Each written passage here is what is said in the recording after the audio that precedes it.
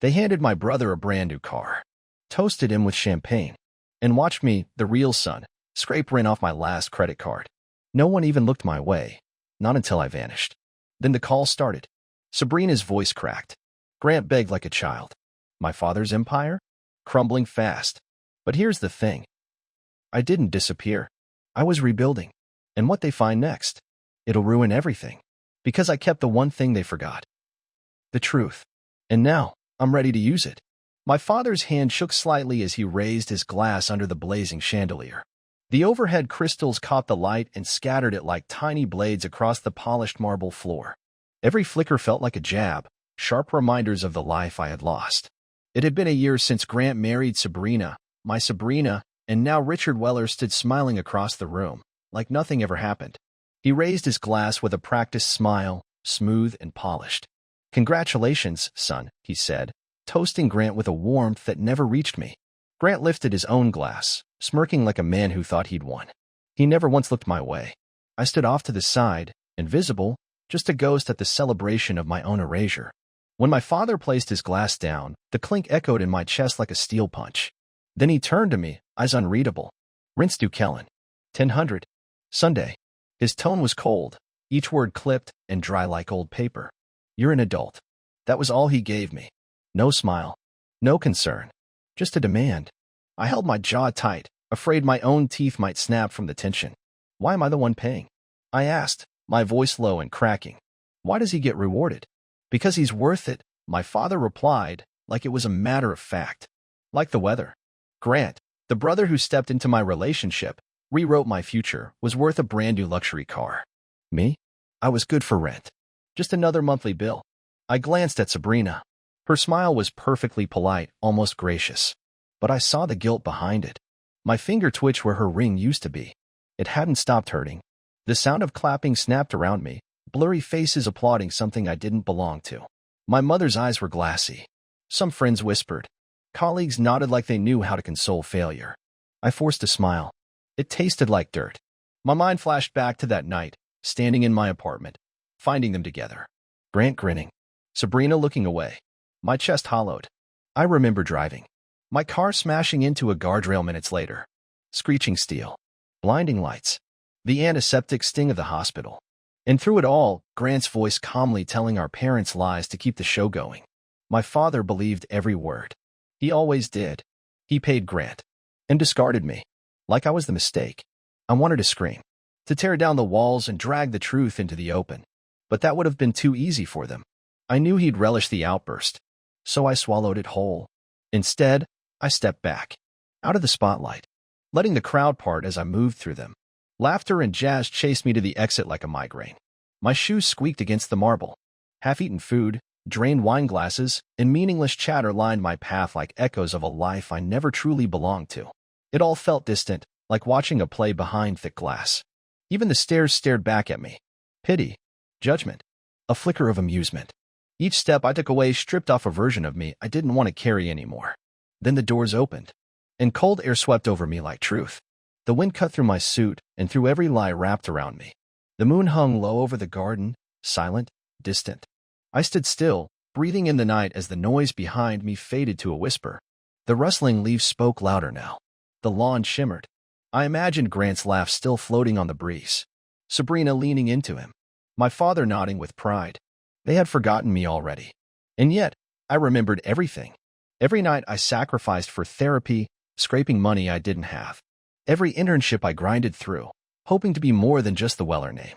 I had built something with Sabrina, but it had always come with conditions, his approval lingering like a price tag. Now that approval was gone, ripped away, and all that was left was betrayal. A gaping absence I could never fill. I pulled out my phone. Missed calls. Dozens from my mother. Come home. Grant's messages. Can we talk? Sabrina's number blinked like a bad memory. I turned it all off. Let the screen go black. I needed silence more than answers. My thoughts drifted to Eden's Cross, a quiet coastal town where my grandfather had once lived. No one there would care who I was. Weller meant nothing there. I had packed in secret. A duffel bag. Some savings. A contact who remembered my antique restoration work. There was a room above a cafe waiting. No expectations. No past. I could start again. Without the legacy. Without the weight. I stepped onto the gravel path, the crunch beneath my feet feeling like freedom. Moonlight lit the road ahead. Fear tugged at my chest, uncertainty, loneliness. But it didn't match the heaviness I carried from being used, betrayed, and forgotten. I let the fear fall away. With it, the doubts I had carried like coins in my pocket. I still had the envelope. My final savings. Enough to stand on. I breathed in deep and let the night cool the anger from my skin. The marble column shone behind me, a perfect symbol of what I was leaving, beauty built on rot. The journals I had once written in, filled with hope and pain, now felt like relics of a man who needed permission to exist. That man died tonight. The one who begged for approval from a father who only saw a problem, from a brother who saw an opportunity. I was done. I would not spend another second pretending to belong. I walked up the long driveway, the mansion behind me fading into shadow. The music still played, their celebration still alive. I left it untouched. I didn't want an apology. I didn't want closure. I just wanted to be free. To be me. At the top of the hill, I stopped. The grand hall glowed golden in the distance. Laughter spilled from it like a song I no longer heard. I felt something flicker, loss, maybe, but also peace. I didn't need to prove anything anymore. I lifted my head and made a promise. I would live a life built by my hands, not one dictated by my father's wallet or my brother's ambition. I would find people who saw me for who I was, not for what they could take. And just like that, I turned and walked toward the unknown. Finally, entirely, mine. The moonlight bathed everything in a soft glow, fireflies flickering like sparks in slow motion. They twirled through the dew-soaked grass, quiet and alive. Behind me, there were no footsteps. No one shouting after me. I walked alone now, and it was by choice. My breath eased out slowly, my shoulders unlocking tension I didn't realize I was holding, as I stepped beyond the iron gates of Weller Manor. I wasn't just walking away. I was stepping towards something undefined but real. The wind drifted through the trees, carrying a faint trace of ocean salt, a whisper of the coast nearby. It smelled like something was beginning again. Something honest. My chest thudded, half fear, half freedom. What waited for me wasn't planned. There was no map. Just an open space I could finally fill with decisions of my own making. I wasn't dragging the weight of old titles anymore. This moment split my life clean in two, the person I was, and the one I had just decided to become. The man who paid rent while his brother got praised, who loved and lost quietly, who been under unspoken rules, that version of me was done. My shoes touched down on the cool asphalt that curved away from the estate. Each step peeled away another layer of what my family thought I was supposed to be. My father's business. Grant's trophies. Sabrina's practice smiles. All of it stayed locked inside the gilded walls behind me. Out here, under a sky spilling with stars and silence, I finally felt room to breathe. I drew in a lungful of cold air, and something inside me locked into place, something sharp, steady, and new. Peace. I hadn't felt that in months. And it wasn't because something was fixed, it was because I had chosen myself. The world felt impossibly wide again, and I knew I would build a life my father couldn't touch. Not in Grant's reflection, not in Sabrina's absence, not under anyone's thumb. I was no longer their investment, or their second son. I belonged to myself now, and that's when I knew I was finished with all of them. Inside the house, I moved like a shadow, careful, quiet, focused. The living room still looked exactly the same. But through my eyes, everything had shifted, nothing had moved physically, but the emotional architecture was all torn down. What used to be familiar now looked like a museum of roles I was done performing. I opened drawers one by one, lifting out clothes and folding them with a deliberate calm. Even now, I needed order. Not for them, for me. The world I knew had collapsed, but I still packed with care. My duffel bag sat open on the bed, waiting. It held nothing yet, just air, and a quiet sense that I was already halfway gone. I slid my favorite hoodie inside first. Then the jeans I had on the night Sabrina and Grant detonated everything I believed in. I added the canvas sneakers that carried me through midnight shifts and therapy sessions I could barely afford. Each piece of clothing came with a memory tucked in the seams. Memories I didn't need anymore, but I still folded them like artifacts. I packed the sweatshirt Grant gave me for graduation, and the shirt Sabrina wore the night she confessed she loved someone else, my brother. I wasn't running from these moments. I was sealing them up. They had shaped me, but they wouldn't define me. In the kitchen, I collected the last few pieces of my life. A coffee mug chipped at the rim, reading World's Oakiest Brother. A mismatched bowl from my first college apartment. A fork that had survived more solo dinners than I cared to count. I stacked them into a plastic bin, setting them just right so nothing would break on the road. I stopped when I saw the magnet on the fridge door. My mom's grocery list, scribbled in her familiar tilted handwriting. Call plumber, it said. And below that, pick up his ice cream, if on sale. Beside it, taped to the steel, was a photo of Sabrina and me. We were smiling, her waist tucked against me, our eyes full of something I used to believe in. I peeled it off gently, folded it in half, then again, and slid it into a small envelope I had labeled, Memories, Discard. That image wasn't coming with me. Not when all I had fit inside a single duffel and a bin. Not when I was carrying only what mattered now, money, quiet hope, and the things no one else could steal. I looked at the blank space left behind on the fridge. The room was so quiet it felt like it was waiting. Like even the walls knew I was saying goodbye. I grabbed a new Sharpie, uncapped it, pressed the tip down and started writing. The ink soaked into the magnetic strip like it had been waiting for this moment. This house owes me nothing, I wrote. But I owe myself everything. Don't look for me unless you plan to show up with actions, not words. I pinned the note down with another magnet. My hand lingered on the final period, pressing hard, like I wanted the words to live in the drywall, not just on a scrap of paper. For years, I had waited for someone to admit what they did. Now, I didn't need apologies. I needed change. I stepped back and looked at the message. It glowed like a warning, or a dare. No more half-truths. No more empty gestures. They would have to show it, or stay gone. I brushed my fingertips over my chin, rough with stubble. I felt the texture like a reminder. I had grown past needing them. I inhaled, locking in the scent of this place. Hints of last night's leftovers. My mom's favorite pine cleaner. The sterile tile. It was all I'd ever known, and I was about to leave it behind. Just before sunrise, I loaded the last bin into the car. Moved carefully, keeping quiet so the neighbors wouldn't notice. No engines. No dogs. Just the hum of the streetlight humming above me. My heart thudded loud in the stillness. I climbed behind the wheel. The steering wheel felt cold, like the first breath of a new life. I glanced once in the rearview mirror.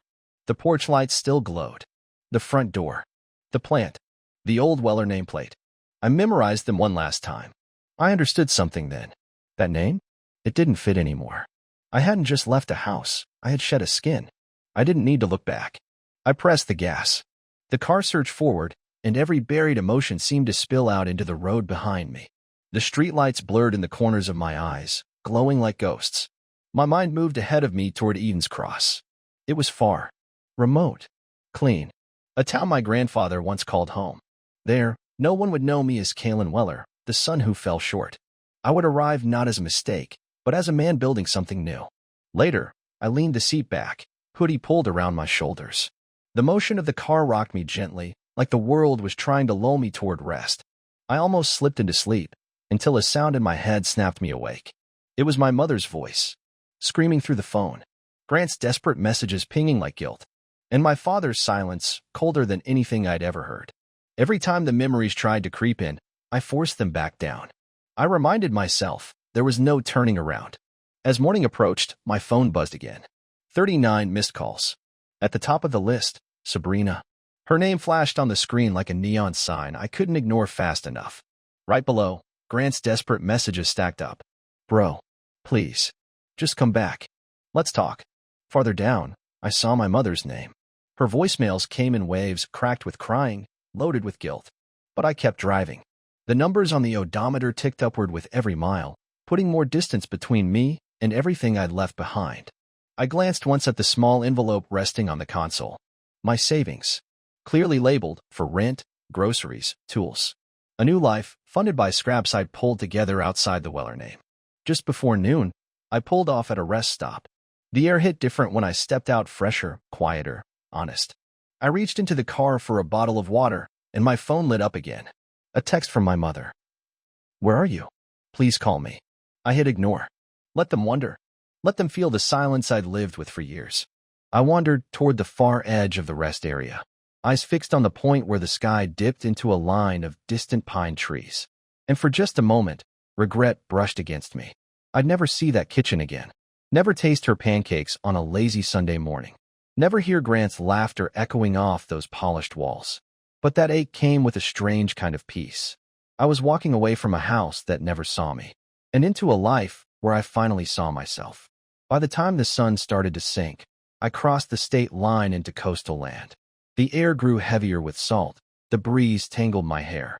And just ahead lay Eden's Cross, a town too small to care about who I used to be. I exited the highway, wheels bumping onto a narrow road flanked by dunes and long grass. The only sound was the sharp cry of seagulls overhead, calling into the wind. My tires crunched as I pulled into the gravel lot beside Keaton Cafe. The paint on the wooden sign was peeling, letters faded but still legible: Keaton Cafe and Guest Room. The sun poured over the porch, lighting up a weathered rocking chair. That chair once held my grandfather, back when he used to sit and watch the tides roll in. I drew in a deep breath. Sea air, rich with salt, and the faint scent of coffee drifting from inside. I opened the car door, reached into my pocket, and pulled out the savings envelope. I counted it out in my head. Enough for the first month's rent, a few groceries, and the basics to start fixing furniture again. I slid the envelope under the passenger seat. Next to my phone, screen dark, face down. I didn't want them reaching me now. Not when I'd made it this far. Not when I was finally breathing for myself. With one last look at the cafe, I got out of the car. Every step toward the porch felt heavier and lighter at the same time. I climbed the wooden steps. Each board creaked under my weight, like the house was waking up to meet me. As I opened the cafe door, a soft bell chimed above me. Warmth rolled out. Coffee, cinnamon, and the scent of worn-in wood. Behind the counter, Marla Keaton stood polishing a mug, her gray-streaked hair pulled back in a loose bun. She looked like she'd weathered more than one storm and didn't flinch at new ones. She glanced up, her eyes meeting mine with calm curiosity. "You must be Damon," she said, her voice soft but grounded. No hesitation, no pity, just simple recognition. I gave her a small, tired smile. "Yeah, I'm here for the guest room." She dried her hands on her apron and handed me a key on a plain wooden ring. "Room's ready," she said. No questions asked. I took the key, and with it, a breath I didn't realize I'd been holding. Something unlatched in my chest. The weight of Damon Weller slipped off my shoulders for the first time in years. Upstairs, the narrow staircase creaked beneath me. With every step, I thought about the note I'd left back on the fridge. They wouldn't come for me, not unless they meant it. And deep down, I knew they wouldn't. But here, surrounded by stillness and salt, I felt something stir, something that looked a little like hope. I unlocked the door and stepped into my new room. The walls were painted a soft seafoam green. A single window looked out onto a field of wildflowers that leaned with the wind. In the corner stood a wooden dresser, its surface covered in framed photos, snapshots of Marla's husband and the cafe from years ago. A small desk sat under the window, with a lighthouse-shaped lamp and a neat stack of local newspapers. I dropped my duffel bag onto the bed and felt the tension start to slip from my body. I reached into my pocket, pulled out the envelope of cash, and set it gently on the nightstand, a symbol of where I'd come from and where I was going. That night, as I lay in a narrow bed, the ocean murmuring in the distance, I replayed everything. The note, the calls, the sharp, quiet end of a life I'd spent too long trying to fix. For years, I imagined them chasing after me, begging me to forgive, to come back. But they had given me nothing but their silence, and the sound of tires screaming down a road away from responsibility. Now, with the envelope safe and the sky about to turn, I finally gave myself permission to sleep. Tomorrow, I'd visit the antique shop in town. I'd show up as Damon. Just Damon. Not the boy who disappointed his father. Not the man who lost his fiancée. Just a guy with tools and a quiet hunger to rebuild. The idea of restoring furniture with my hands, of trading spreadsheets for sawdust and wood glue, it made me feel calm, like maybe this life could fit after all. I closed my eyes, letting the salty breeze through the cracked window settle the noise in my chest. I owed myself something more than survival, and tonight I started to pay it back. Eden's Cross wasn't just a place. It was a reset, my do-over. As I sank deeper into the mattress, I made a promise I didn't need to say aloud. No more apologies. No more backward glances. Only action from now on. And with that, sleep took me. And for once, I didn't fight it. Grant had always been the favorite, the one who could flash a grin and make the world bend. Even as a kid, he had that tilt of the head, that effortless charm that turned teachers and neighbors into fans. And me? I was always the shadow trailing behind, The second son with dirty nails and too much weight in his eyes. But after he took Sabrina, after he turned my heartbreak into his trophy, I realized the truth. They never saw me at all. I used to think that was the end of the story. Turns out, it was only where things really began. It started with a photo one I didn't expect, one I didn't go looking for. It popped up on social media, on Sabrina's account of all places. Some high-end gala, all soft lighting, white tablecloths, champagne flutes. She was wearing a silver dress, the kind that caught the light like it was sewn from moonlight itself. Her arm was looped through Grant's, and she held him like that spot had always been his.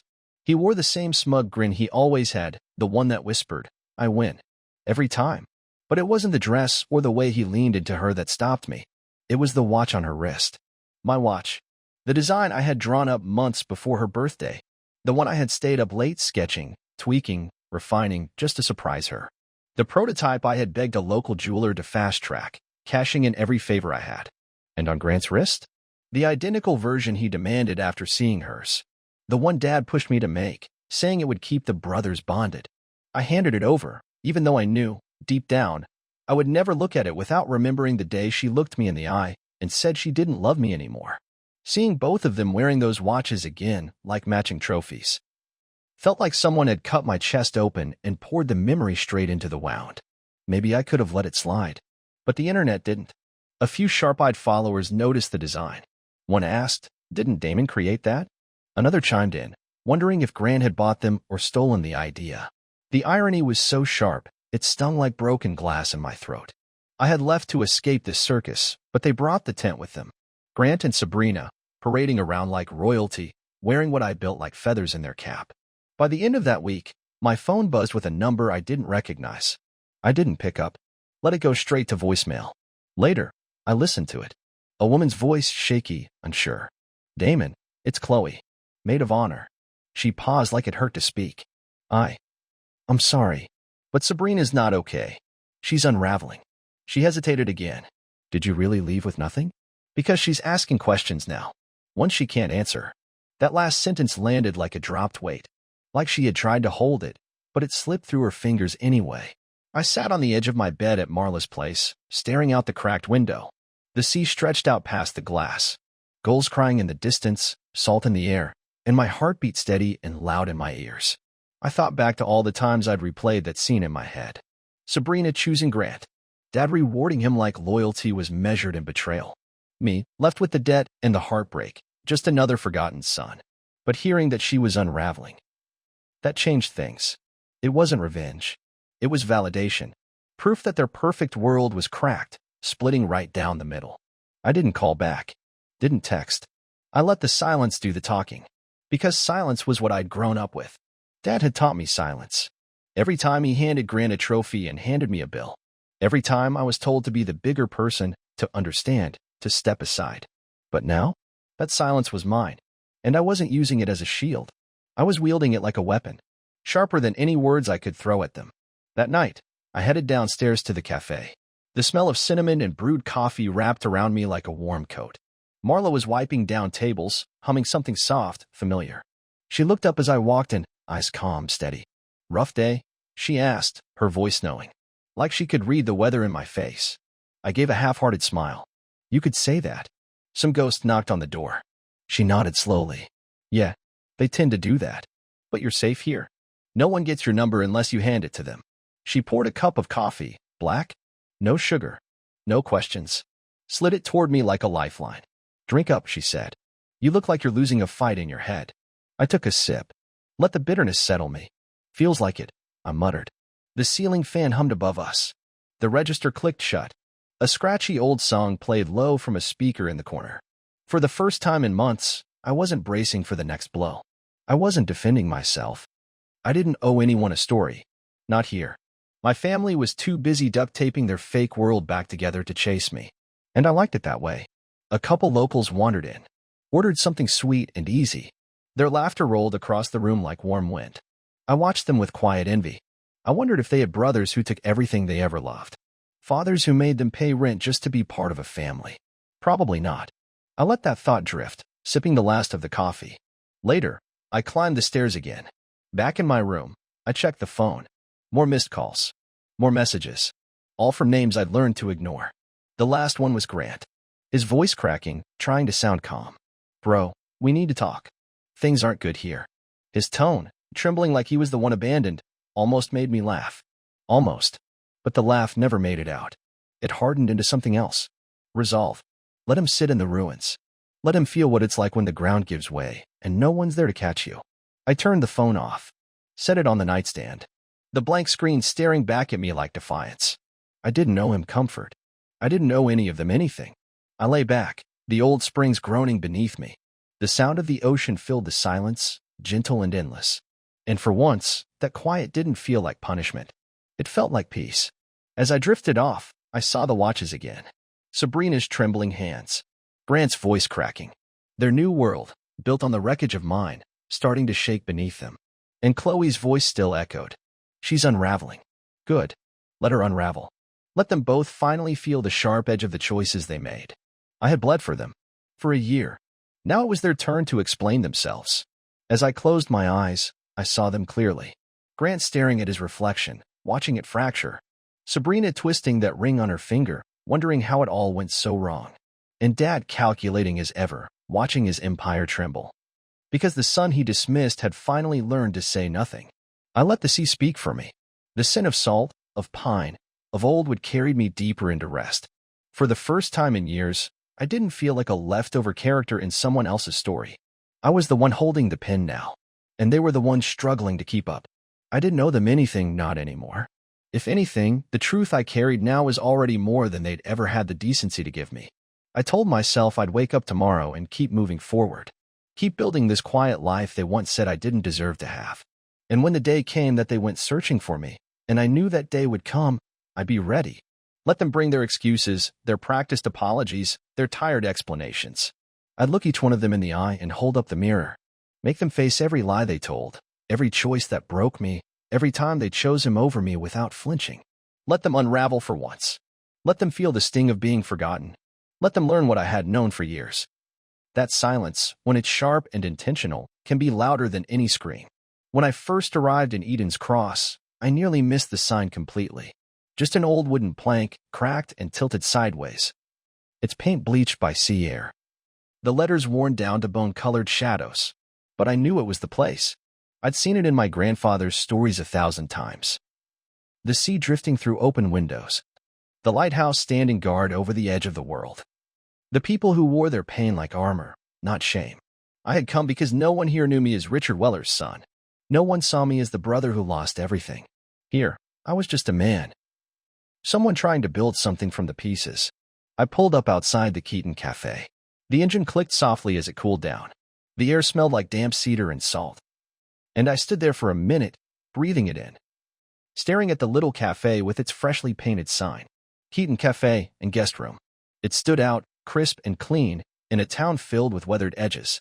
Warm amber light spilled from the windows, stretching across the pavement like a welcome mat. A quiet kind of beacon. I grabbed my duffel from the back seat and shut the door behind me. That satisfying click felt like sealing off the last echoes of my old life. Inside, the cafe was nearly empty. A couple of locals hunched over mugs. The smell of cinnamon, espresso, and something sweet, maybe vanilla, filling the space. A record player spun in the background, soft crackling notes humming like background breathing. Behind the counter stood Marla, her gray-streaked hair pulled back loosely. Eyes both sharp and soft at once. She wore an apron lightly dusted with flour. Her hands moving with the kind of steadiness that came from doing things your own way for years. She looked up and paused. Her gaze settled on me like she'd already been expecting me. You've got the look, she said. Someone trying to build a life from rubble. There was no accusation in her tone. Just truth. Truth warmed by age and experience. Truth I didn't have to explain. I felt something inside me release. Tension I hadn't even noticed started to uncoil. Something like that, I said, my voice rough from too many miles and too many months of silence. She nodded once, like that was all she needed, then reached under the counter and pulled out a small, worn key. The metal was smooth from time, familiar. She placed it on the counter between us. Room's upstairs. Sheets are clean. Ocean view's not bad, she said, with a soft shrug. Rent's due Friday. We can work something out if it's tight. No talk of deposits. No questions about who I used to be.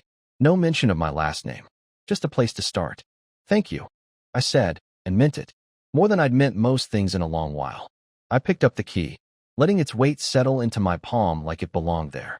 It felt solid, real, in a world that had felt like it was slipping through my fingers for too long. I climbed the narrow stairs to the second floor. Each step creaked beneath me like the house was testing my resolve. The hallway smelled like polished wood and lemon oil. At the end of the corridor, I found my room. The key slid into the lock and turned with a gentle click. Inside, it was simple. A twin bed pushed into one corner. A wooden dresser across the room. A window that framed the ocean like a painting. Vast, endless, and full of breath. I dropped my bag on the mattress, crossed to the window, and pushed it open. The breeze rushed in, clean, briny, sharp. It filled the space like a reset button. For the first time in what felt like forever, I could breathe deep. Really breathe. No one here knew what my father thought I was worth. No one here had seen my brother claim my fiancée like a prize.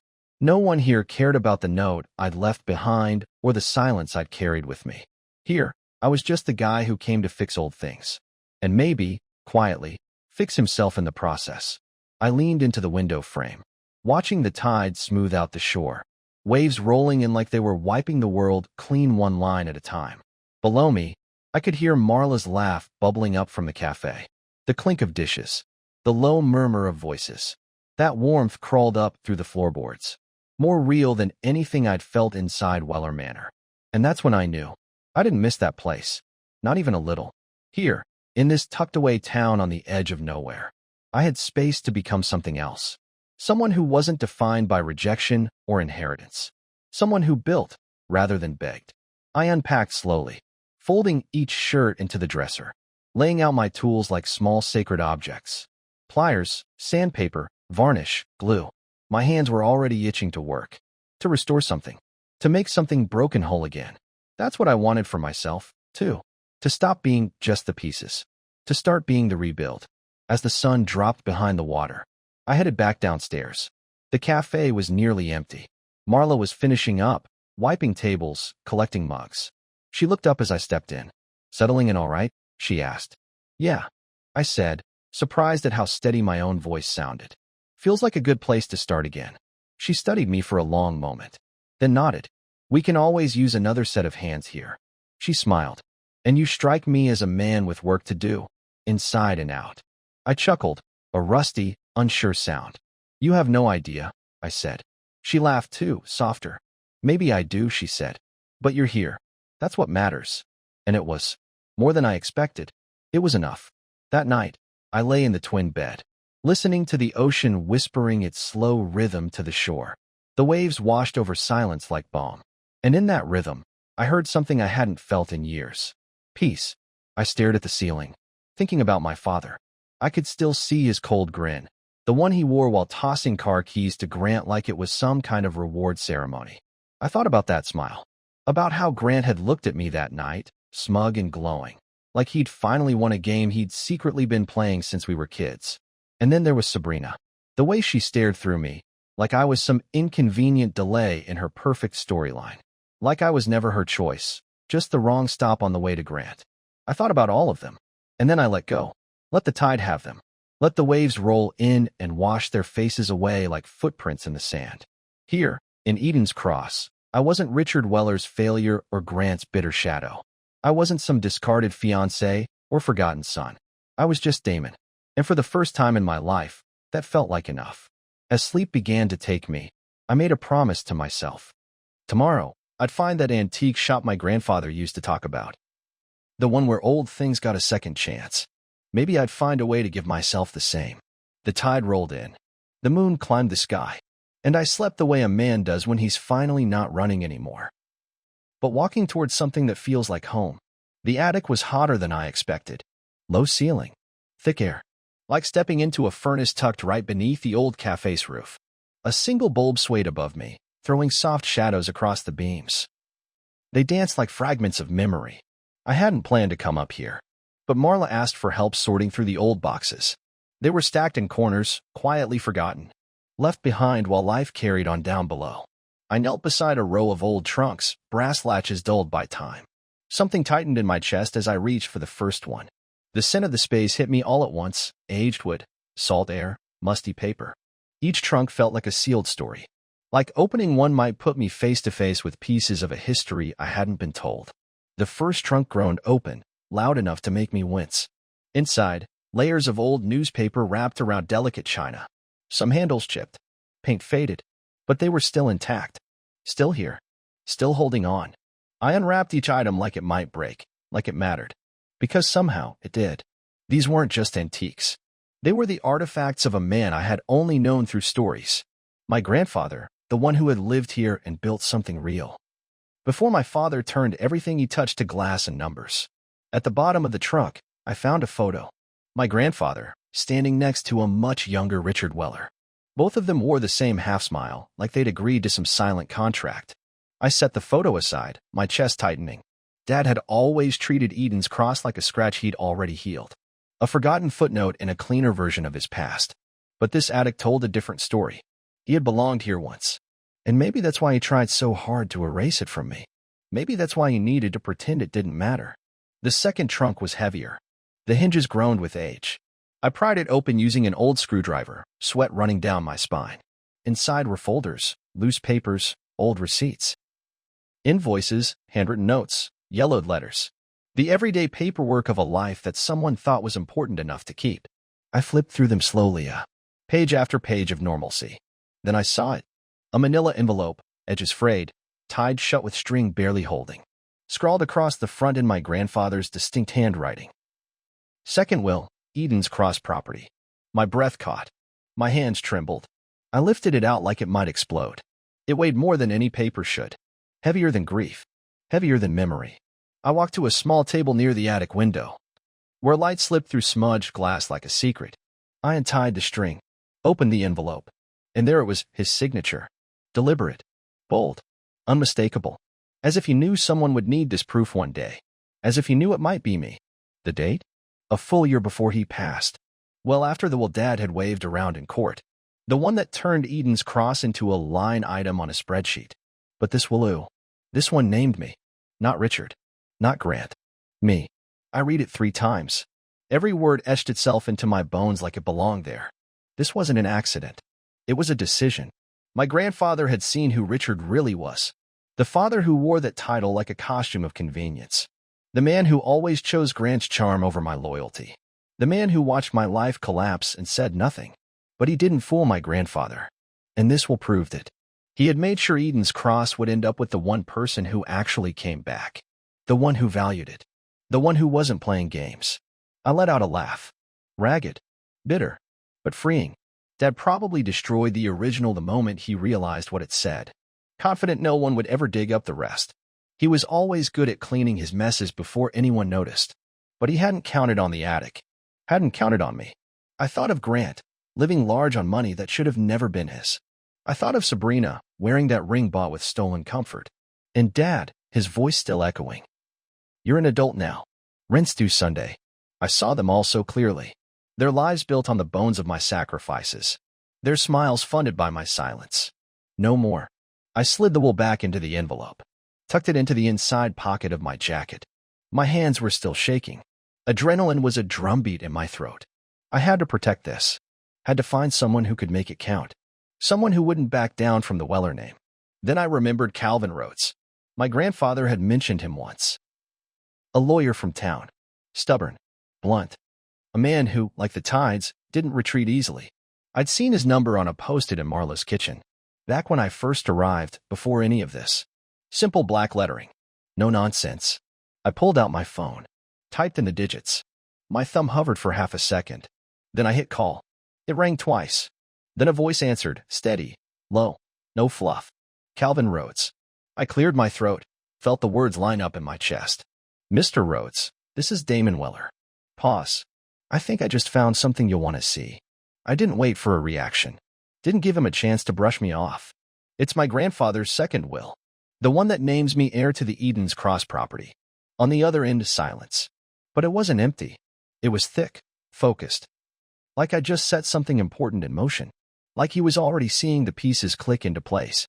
You certain about this? He asked, voice low but urgent. I am. I said without hesitation. I've got it right here in my hand. My fingers tightened around the envelope. I could feel the paper crinkling under the pressure. There was a beat of silence. Then he spoke. All right. Meet me at the cafe in an hour. Bring the will. Don't let it out of your sight. Something about the way he said it steadied me. Like someone had finally stepped into the storm with me. Like this fight didn't belong to me alone anymore. Thanks, I whispered. I'll be here. I slipped the phone back into my pocket, my heart still pounding. But now it wasn't just anxiety. It was fire. It was direction. It was the first real taste of justice I'd had since that night at Weller Manor. The night Dad raised his glass to Grant's betrayal like it was an achievement. I thought back to that moment, to the chill in my father's eyes, the smug satisfaction in Grant's grin, Sabrina's polite smile wrapped around the wreckage she'd helped cause. That memory didn't bring sadness anymore, just clarity. The anger didn't burn. It solidified into resolve. I stood and brushed dust from my jeans, glanced one last time at the attic. Boxes leaned quietly in the corners. Shadows lingered in the eaves. But they didn't feel heavy now. They felt like history. And I had the truth, the will, the leverage, and the path forward. I stepped down the narrow staircase. The air felt cooler, sharper, like the house itself knew something had shifted. Inside the cafe, the scent of warm bread and brewed coffee wrapped around me like armor. Marla looked up from behind the register. Her eyes were curious, but steady. You all right?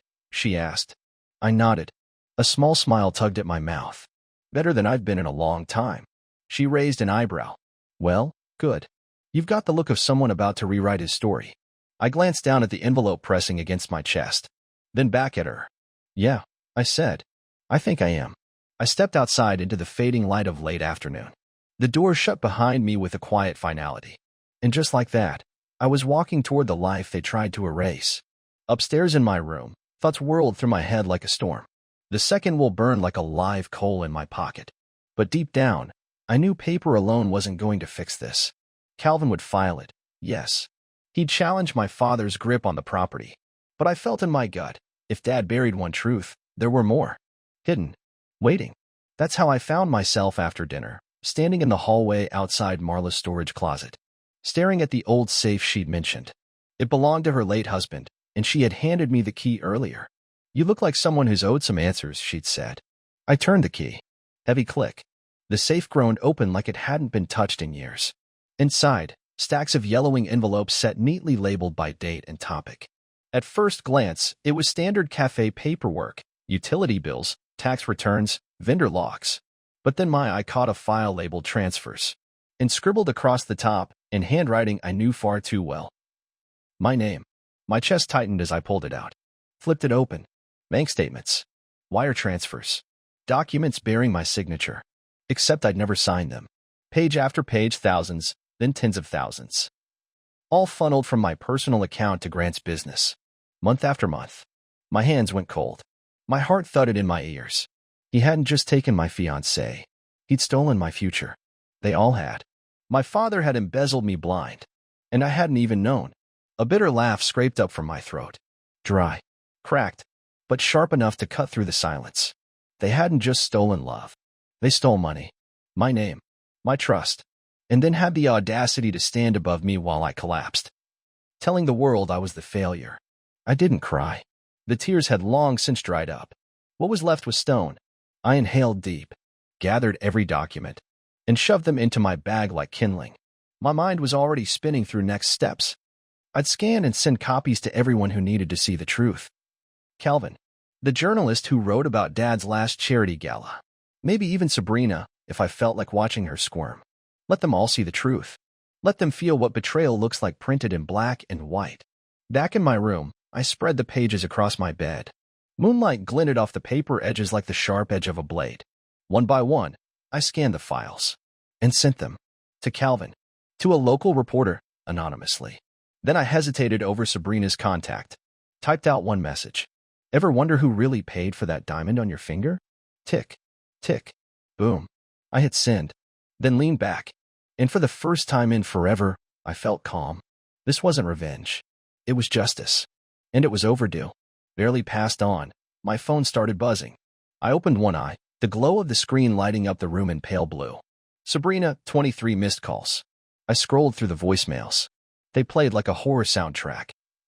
Panic, tears, frantic whispers, apologies, begging, asking me to call her back. I let it wash over me, like rain sliding off glass. Unfelt, unmoved. Then came Grant. 3 messages. Each one started with bro, like that word still held weight. The last one cracked. His voice strained, like the world was caving in. Bro, let's just talk. Please. I didn't know everything. Can we fix this? I could picture him, perfect hair a mess, tie loosened, voice shaking. Then came Mom. Her voice trembled, soaked in guilt. Damon, please, your father's reputation is unraveling. The phone won't stop ringing. Please. You don't have to do this. She sobbed like I was the problem, like I had lit the fire. I stared up at the ceiling, the cracked paint lines above me like a map of all the broken promises they ever fed me. But I wasn't the one doing anything. I was just showing the world what had already been done. The forged documents, the secret transfers, the will. Now they were in daylight. And daylight has no mercy. Calvin had promised to take it public. We're running this, he'd said. Front page. Everyone will know what Richard did. He delivered. By noon, it was out. Local businessman accused of embezzling son's accounts. The headline stretched across the top of the paper like a crack in glass. My father's kingdom? It started to shatter. I even got a call from my old boss, the one who said I wasn't a good fit. His voice was nervous. Damon, we didn't know about the blacklist. We didn't know what your father did. You were always qualified.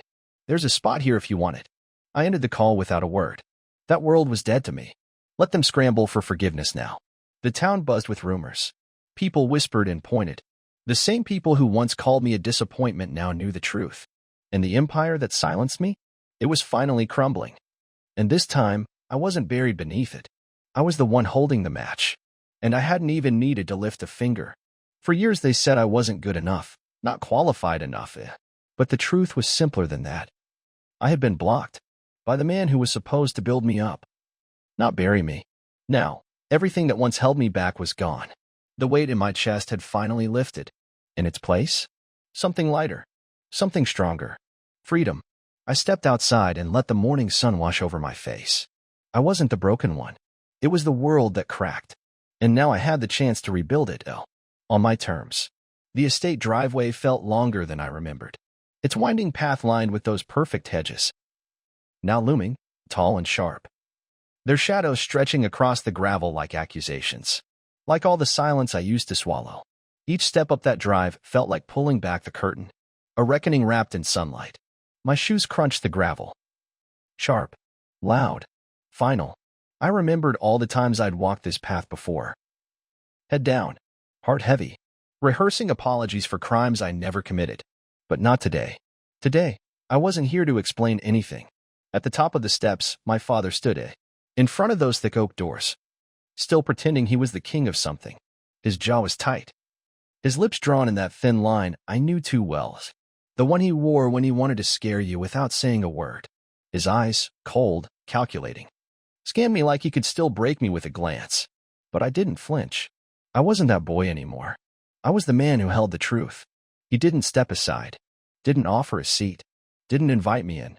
He just stood there, arms crossed. Silence polished like a blade. I held his stare. Didn't blink. This is the legacy you want, Damon? He asked finally. His voice was low and rigid, like he was chewing glass. I laughed. Dry and humorless. No, Dad. This is your undoing. I just stopped protecting you. I pulled the thick folder from my bag. Copies of the second will. The forged bank transfers. Every piece of paper that proved he'd siphoned my life away. I held it out like a verdict. His hand hesitated, just for a second. Then he took it. He opened the file, flipped through page after page. With each sheet, the color drained from his face. I watched him like I was studying an old film. Every twitch, every breath, every silent tell. I knew them all. The corner of his mouth twitched, his classic tell when he was lying. His eyes flicked across the pages, searching for a way out. But there was none. You think this holds up? He asked. His voice cracked, but the arrogance tried to hang on. You think you can just walk in here with some papers and I cut him off. If you try to spin this, I'll release everything. To the press. To the police. To every investor who's ever trusted you or Grant. I leaned in, my voice calm. Stronger than it had ever been. You have until Monday. Sign over Eden's Cross. Pay back every dollar. Make a public apology, or I will burn everything you built. Piece by piece. The words came out like stone. Heavy. Measured. He taught me that. That words were weapons. And now, I knew how to wield them. His jaw clenched. The folder shook in his hands. You think you've won? He hissed. I didn't blink. I didn't win anything. I just took back what you stole. The truth settled between us. Sharp as steel. His shoulders slumped. Like the foundation beneath him had finally cracked. Like the house of lies he built was folding in on itself. He looked at me differently then. Not as a son. Not even as a threat. As an equal. And I knew. That was the part that broke him the most. He couldn't shape me anymore. Couldn't steer my life with silence and guilt. I had escaped the narrative. And for the first time, I saw real fear in his eyes. Go, he whispered.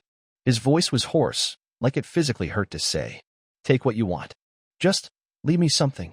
His shoulders collapsed under the weight of every lie he'd ever told. But I didn't pity him. Didn't hate him either. I just saw him for what he truly was. A man who consumed everything around him until there was nothing left but dust. I turned, walked down the steps, the file still in his hands. But the power in mine. The sun had lowered by then. The sky painted in bruised purples and soft fire, as if even the world knew something had ended. At the end of the driveway, I paused, turned around, looked at the estate one last time. Its windows glowed with dying light, but it felt hollow, empty, a carcass of legacy. I expected anger or grief, but all I felt was freedom. That house had always been a cage, a place where I held my breath just to keep the peace. Now it was just walls, just bricks. I inhaled deep, the smell of cut grass and dying roses, and I walked away from it. The road ahead was uncertain, but it was mine, and I'd walk it without apology. I'd come for truth. I found it. The rest was his to carry. At the end of the road, my phone buzzed. Calvin's name lit the screen. I answered, voice clear. It's done. His tone was calm, but steady. Good. We'll finalize everything Monday. You did the right thing, Damon. I looked back one last time. The lawn, the columns, the shrinking shadow of what used to control me. Yeah, I murmured. For once, I really did. Then I turned toward Eden's Cross, the sea breeze on my face, and walked away from the only home I'd ever known. It was time to build something new. A life where debts were chosen, not inherited. Where my name didn't come second. Where I wasn't a footnote in someone else's story. Where I was free. Monday arrived beneath a heavy gray sky. The kind that felt like a warning. Fitting, I thought. I showed up early at Calvin Rhodes's office. The manila folder in my hand felt like a key. A key to a door I had waited my whole life to open. Calvin's assistant led me in. The office was warm, lined with old books and cracked leather chairs. The scent of coffee and dust settled around me like comfort. Calvin sat behind his desk, glasses low on his nose, his eyes scanning the pages I gave him, word by word, line by line. And for the first time since this started, I didn't feel like I was waiting for permission. I felt like I was walking into the life I was meant to live. Calvin looked up from the papers, his eyes sharp, almost satisfied. They're ready to settle, he said. No hesitation, no build-up, just the truth, dropped like a quiet thunderclap. Your father's team reached out this morning. They want it quiet, no courtroom drama, no front-page disgrace. You'll receive everything your grandfather left you. Full restitution for what they drained from your accounts. And he paused, as if to let the weight of it land. Your father agreed to a public apology. He studied my face. This is everything we asked for, Damon. More than fair. I sat with the words for a moment, not with disbelief, but with the realization that it was real. The man who once erased me from every conversation was now being forced to speak my name, not in whispers, not behind closed doors, but in front of the world. And it didn't feel like triumph. Not exactly. It felt like when a dislocated shoulder finally pops back into place. Necessary. Sharp. A correction, not a celebration. Grant wasn't spared either. Calvin had shown me the investor withdrawals. His once golden startup bleeding out the moment the embezzlement hit the news. The empire built on my silence had finally cracked. I wondered if he'd ever understand what it cost to build something out of someone else's ruin. Sabrina had tried calling twice just that morning. Her voice a string of apologies in my voicemail. I didn't listen. Didn't need to. She made her choice the moment she walked out with him. Some bridges don't just burn. They collapse into the river and take the road with them. I signed the papers slowly, not with shaking hands, but with the calm of someone finally done explaining themselves. The pen moved like a scalpel, clean, precise, suturing the last wound. Calvin pressed his seal onto the last page. A final stamp. A final chapter. You did it, Damon, he said quietly. You took your life back. I nodded. Yeah, I murmured. I did. We stepped out into the thick, misty morning. Rain in the air. But I felt lighter than I had in years. He clapped my shoulder. I'll handle the filings. You go live your life. He smiled then. The kind of smile that didn't just say you won a case. It said you broke the chain. I drove straight to the estate. The deed to Eden's Cross in my pocket. The apology letter folded beside it like something already buried. This time, the driveway didn't intimidate. The house stood there grand. Yes. But no longer towering. No longer a threat. My mother met me at the top of the steps. Her eyes red. Her voice already trembling. Damon. I'm so sorry. I should have known. I should have seen what he was doing. The words fell apart halfway through. She looked 10 years older. Not because of time. Because of truth. I held her hand, gently. It's done now, Mom. He's not my responsibility anymore. She nodded through the tears. I saw regret there. Yes. But I couldn't carry hers too. I had my own life to rebuild. Inside, I found my father where I always did. His study. His throne. His war room. Only now, the general looked defeated. His posture collapsed inward. His eyes dull, like the fight had finally left him. He held the apology letter in one hand. His other tapped nervously on the desk. He looked up. His mouth started to move. I raised my hand. He stopped. You have until tomorrow to make it public, I said. Flat. Calm. Unshakable. If you don't, everything goes wide. Investors, press, law enforcement. You signed the deal. I expect you to honor it. He dropped his gaze. Shame? Fear? I didn't care. All right, he whispered. All right. I turned and walked out. Every step felt lighter. Freer. Like I was shedding decades of someone else's expectations. I didn't need to hear his excuses. He'd already used them all. I drove back to Eden's Cross. The deed in one hand. The apology letter now just paper. It no longer defined me. Marla was behind the counter when I walked in. Hot tea waiting. She looked up and smiled like she already knew. Well, she said. Looks like you stopped disappearing. I let out a slow breath. All the weight I'd carried. Gone. Yeah, I said, smiling back. I think I did. I sipped the tea. Let it settle into every space betrayal had once hollowed out. For the first time in what felt like forever. I was exactly where I was supposed to be. That night, the sky over Eden's Cross stretched wide and still a canvas of stars, salt air, and memory. I stood by the water, remembering my grandfather's bonfires on this very beach. Laughter, neighbors, music carried on ocean wind. I used to think they were just nostalgia, his charm. But now I understood. Those fires weren't just gatherings. They were beacons. Warmth in a cold world. A place where people felt seen. Safe. That's what I wanted to build. Not for my father. Not for Grant. Not even for Sabrina. For me. And for every kid who was told they didn't matter. The Firelight Foundation started as a scribbled name on a napkin at Marla's Cafe.